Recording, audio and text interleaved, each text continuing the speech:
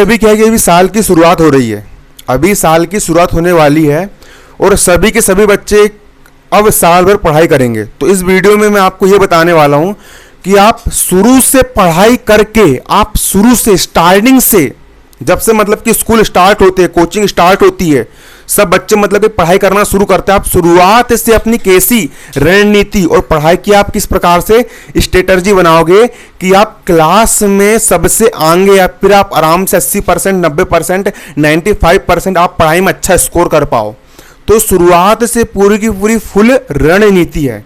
तो देखिए दोस्तों, सबसे पहली बात यहां पर मैं आपको स्पष्ट कर देना चाहता हूं, डंके की चोट पर बोल देना चाहता हूं कि पिछले साल आपने एग्जाम दिए तो कोई ना कोई बंदा टॉपर रहा होगा।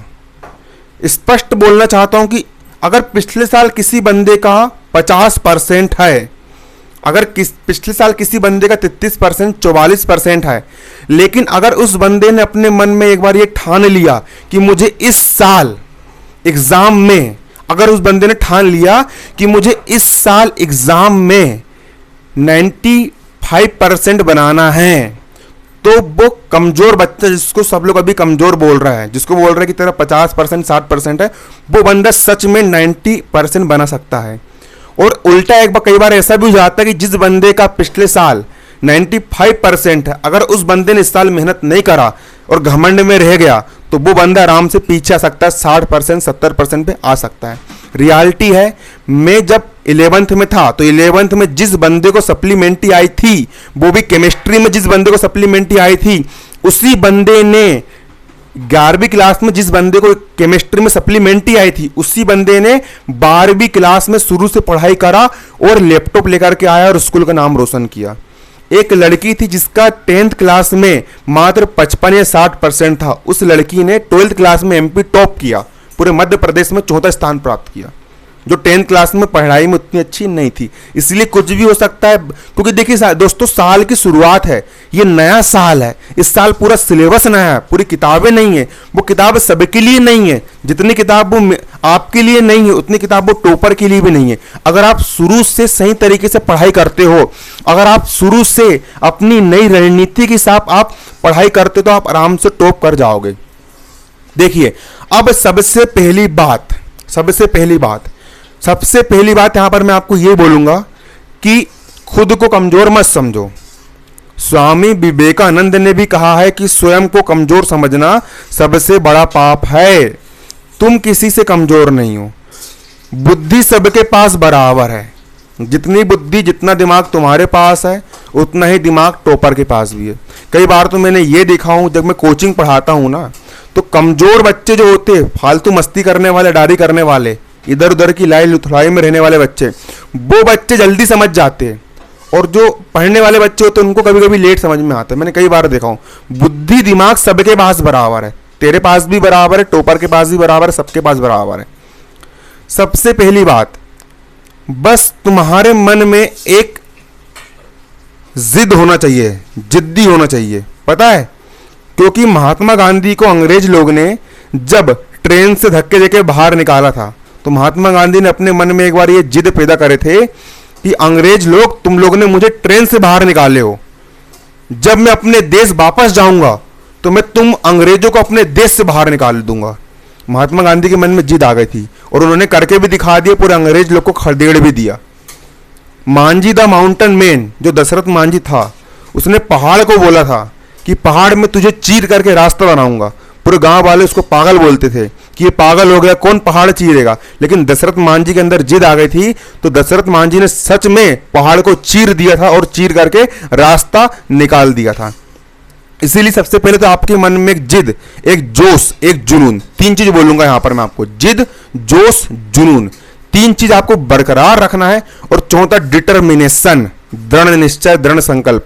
आपके मन में हमेशा निश्चित रहना चाहिए कि कुछ भी करके अब बहुत हो गया, अब इस बार कुछ अच्छा रिजल्ट लेकर के आना है, इस बार अच्छे से पढ़ाई करना है, इस साल पूरा फोकस, पूरा कंसंट्रेशन, पूरी एनर्जी काहे में लगाना है, पढ़ाई में लगाना है। और यकीन मानिए दोस्त, अगर आपने सच में अपने मन में एक बार ठान लिया, एक बार दृढ़ संकल्प कर लिया कि मुझे इस साल कुछ भी करके 90%, 95%, 98% लेकर के आना है, तो सच में आप लेकर के आ जाओगे। दूसरी बात, सबसे पहली बात, खाली सोचना जरूरी है, सोचना बहुत जरूरी है, टारगेट डिसाइड करना बहुत जरूरी है कि मुझे 90 लेकर के आना, 98 लेकर के आना, क्लास में फर्स्ट आना है, लेकिन सिर्फ सोचने से कुछ नहीं होने वाला। उसके लिए आप सोचना जरूरी है, मान रहा हूं, लेकिन उसके लिए आपको कर्म भी करना पड़ेगा, मेहनत भी करना पड़ेगा, परिश्रम भी करना पड़ेगा। सबसे पहली बात, जो मेन सब्जेक्ट होते हैं, जिस विषय की आप कोचिंग जाते हो, जैसे कि आप गणित की कोचिंग जा रहे हो, आप विज्ञान की कोचिंग जा रहे हो, आप स्कूल में पढ़ रहे हो, तो आपको कोचिंग में पूरे फोकस के साथ और पूरी एनर्जी के साथ और पूरे पावर के साथ आपको समझना है। आप बाकी समय मस्ती कीजिए, स्कूल में जब खाली पीरियड होते हैं, घर पर जब मतलब कि मस्ती के लिए आप आराम से समय निकालिए, आप घूमिए फिरिए, उसके लिए मैं मना नहीं कर रहा हूँ, लेकिन 24 घंटे में से जो मात्र 1 घंटा होता है, जिस 1 घंटे में आप ट्यूशन जाते हो, या जो एक दो पीरियड होते हैं स्कूल के, जो पीरियड सर अच्छा पढ़ाते हैं और जिस विषय में हम कमजोर होते हैं, तो उस समय के लिए बस बोल रहा हूं, उस 1 घंटे के लिए, उस 2 घंटे के लिए आपको पूरा फोकस सिर्फ समझने में देना है। मतलब कि उस 1 घंटे में आपको दोस्ती, भाईबंदी, जितने भी मतलब कि फलानी चीज है, वो सारी की सारी चीजों को आपको त्याग देना है। उस समय आपको पूरा फोकस सिर्फ समझने में रखना है कि ये सर क्या कह क्या रहा है और क्यों सर ऐसा बोल रहा है, ये क्वेश्चन आया तो आया कहां से, ये नियम होता है तो होता क्यों है। पूरा फोकस, पूरी एनर्जी लगा करके आपको समझना है, और यकीन मानिए आपको आराम से समझ में आ जाएगा, है ना। आप कोशिश कीजिए, थोड़ा सा फोकस लगाइए, आराम से स्टेप कहाँ से आई कहाँ से नहीं, आप समझने का प्रयास कीजिए कि ये आ रहा है तो आ कहाँ से रहा है।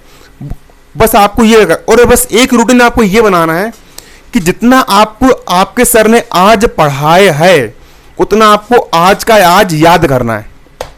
बस इतना सा काम करना है। ये काम करने में आपको 3 घंटे भी नहीं लगने वाले, 24 घंटे में से मात्र 3 घंटे भी लगने वाले। मतलब कि आज आपको आपके सर ने इतने सवाल करवाए हैं, आज आपको आपके सर ने इतने पेज लिखवाए, तो आपको बस उतना याद करना है, बस इतना बस आपको काम करना है। इसके अलावा 3 घंटे लगेंगे, बस इतना काम करना है और डेली का डेली करना है। बस एक रूटीन आपको ये बनाना है। और दूसरी बात आपको करना है कि जो आपके पास फ्री टाइम रहेगा, फ्री टाइम में जो अपने लोकल सब्जेक्ट होते हैं, जैसे हिंदी हो गया, इंग्लिश हो गया, आप फ्री टाइम में इनको याद कीजिए। बस आपको इसी प्रकार से डेली का डेली करना है। मैं नहीं बोल रहा हूँ कि रोज बिल्कुल कि, देखिए होता क्या है कि अगर आप स्टार्टिंग पढ़ाई नहीं करोगे और अगर आपको 90% लेकर के आना है, तो आपको परीक्षा के समय 12-12 घंटे पढ़ना पड़ेगा, जो कि हर विद्यार्थी नहीं कर पाता है। इसलिए आप शुरू से इकट्ठा करते हुए चलिए, तो बाद में आपको हेडेक नहीं बनेगी। आराम समझ में, डेली का डेली काम करते चलो, डेली का डेली काम करते चलो, तो आपकी वो नहीं बनेगी। और तीसरी बात कि काम को टालना छोड़ो। कई बार क्या होता है कि हम काम टालते हैं कि यार आज नहीं करेंगे, हम कल कर लेंगे, कल नहीं करेंगे, हम परसों कर लेंगे।